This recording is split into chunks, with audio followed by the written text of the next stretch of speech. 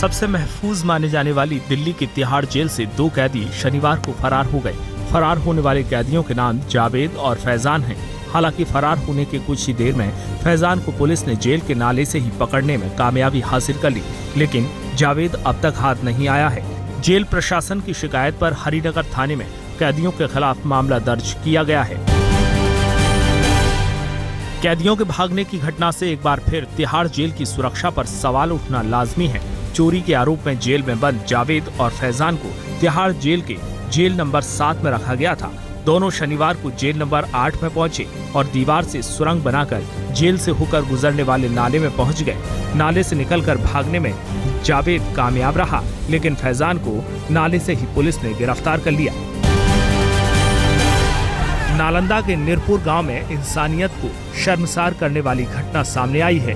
भीड़ ने DPS school के डायरेक्टर देवेंद्र वर्मा की पीट कर हत्या कर दी।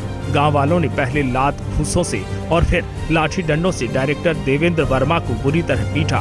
काफी देर तक गांव वाले डायरेक्टर पर गुस्सा निकालते रहे। बाद में पुलिस ने बीच बचाव करके डायरेक्टर को अस्पताल पहुंचाया, जहां से गंभीर हालत को देखते हुए देवेंद्र को पीएमसीएच रेफर कर दिया गया, लेकिन इलाज के दौरान डायरेक्टर ने दम तोड़ दिया।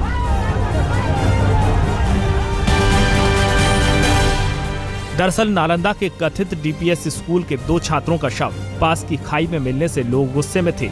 गांव वाले घटना के लिए डायरेक्टर को ही दोषी मान रहे थे। गांव वालों का आरोप था कि एक दिन पहले शाम से छात्र गायब थे, लेकिन स्कूल ने इसकी जानकारी नहीं दी।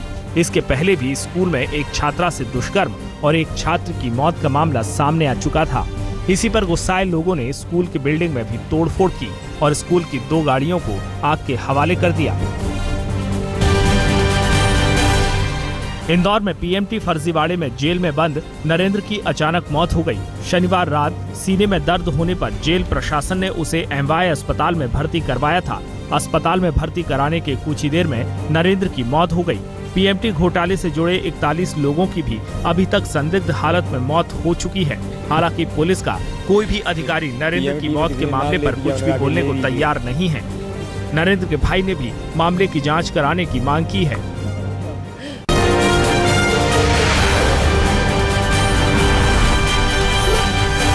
प्रधानमंत्री नरेंद्र मोदी रविवार को अपने संसदीय क्षेत्र वाराणसी का दौरा नहीं कर पाए। काशी में जोरदार बारिश के चलते पीएम का कार्यक्रम रद्द करना पड़ा। वाराणसी में केवल 3 घंटे में 6 मिलीमीटर बरसात रिकॉर्ड की गई। भारी बारिश के बाद पंप से पानी निकालने तक की नौबत आ गई। पीएम काशी में बीएचयू के ट्रॉमा सेंटर का उद्घाटन करने और integrated power development scheme launch करने के अलावा नई आउटर रिंग रोड की नींव रखने वाले थे। रविवार को झारखंड पहुंचे प्रधानमंत्री नरेंद्र मोदी ने हजारीबाग के पास बरही में कृषि शोध संस्थान की आधारशिला रखी, जहां उन्होंने जनसभा को संबोधित भी किया। पीएम ने कहा कि इस संस्थान से बिहार को भी फायदा होगा। इसके अलावा पीएम नरेंद्र मोदी ने झारखंड में स्टील प्लांट की स्थापना के लिए एमओयू पर दस्तखत किए। चाईबासा में 36 मिलियन टन का स्टील प्लांट लगाया जाएगा। झारखंड के बरही में बोलते हुए प्रधानमंत्री नरेंद्र मोदी ने एक और हरित क्रांति की जरूरत पर बल दिया। उन्होंने कहा कि पिछली हरित क्रांति को काफी देर हो चुकी है। अब जनसंख्या बढ़ रही है और जमीन घट रही है। ऐसे में उत्पादन बढ़ाना होगा। पीएम ने ये भी कहा कि यूपी, बिहार, झारखंड और असम की जमीन में उत्पादन की बेहद क्षमता है और इन्हीं प्रदेशों से दूसरी कृषि क्रांति आएगी। समय की मांग है कि देश में दूसरी कृषि क्रांति बिना विलंब होनी चाहिए।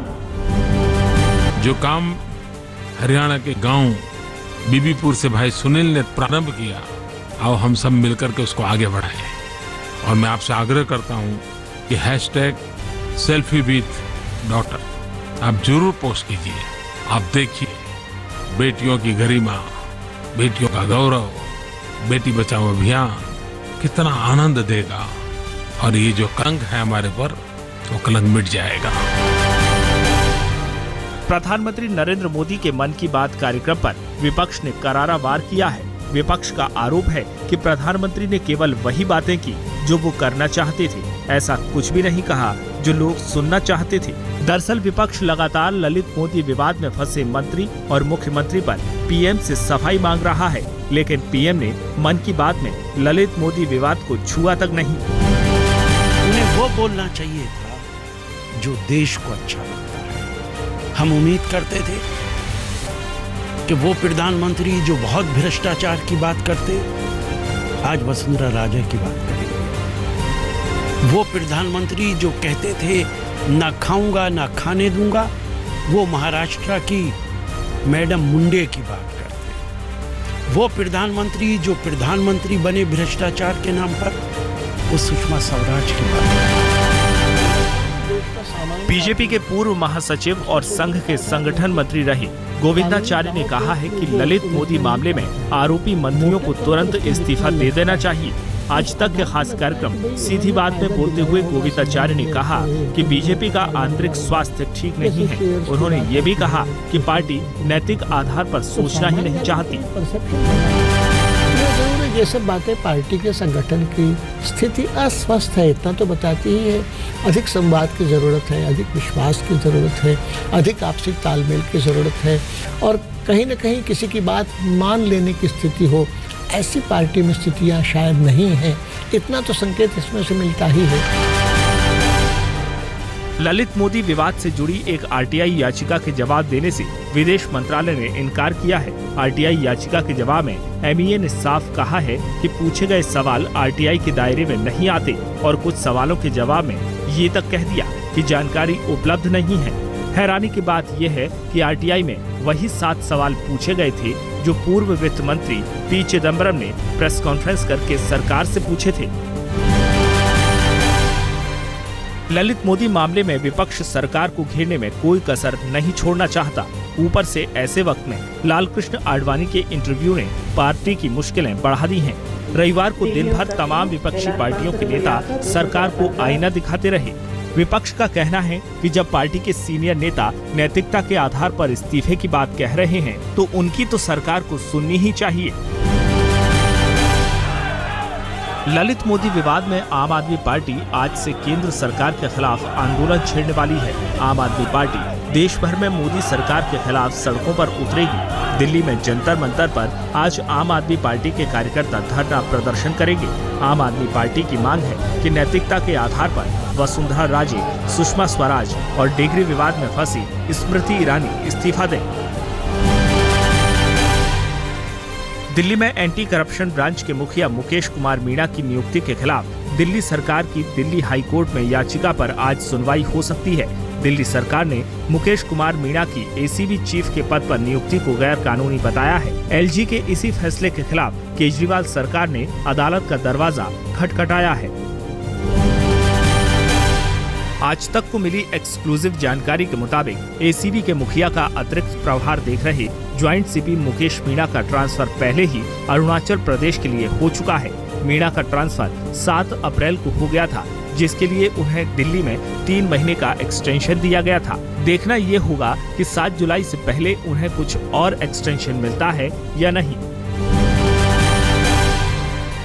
दिल्ली विधानसभा में आज केजरीवाल सरकार के बजट पर चर्चा होगी। विपक्ष का आरोप है कि केजरीवाल सरकार का बजट महंगाई का बजट है, जिसके लागू होने से दिल्ली वालों की जरूरत का हर सामान 1 जुलाई से महंगा होना तय है। हालांकि विपक्ष का विरोध विधानसभा में केजरीवाल सरकार की सेहत पर कोई खास असर नहीं डाल सकता है, क्योंकि 70 सदस्यों वाली विधानसभा में बीजेपी के सदस्यों की गिनती केवल 3 है। दिल्ली विधानसभा में कांग्रेस की मौजूदगी भले ही ना हो, लेकिन सड़क पर कांग्रेस अपनी मौजूदगी जरूर दर्ज करा रही है। महरौली में कांग्रेस के प्रदेश अध्यक्ष अजय माकन की अगुवाई में सैकड़ों कांग्रेसियों ने इकट्ठा होकर केजरीवाल सरकार के खिलाफ प्रदर्शन किया और सीएम अरविंद केजरीवाल का पुतला फूंका।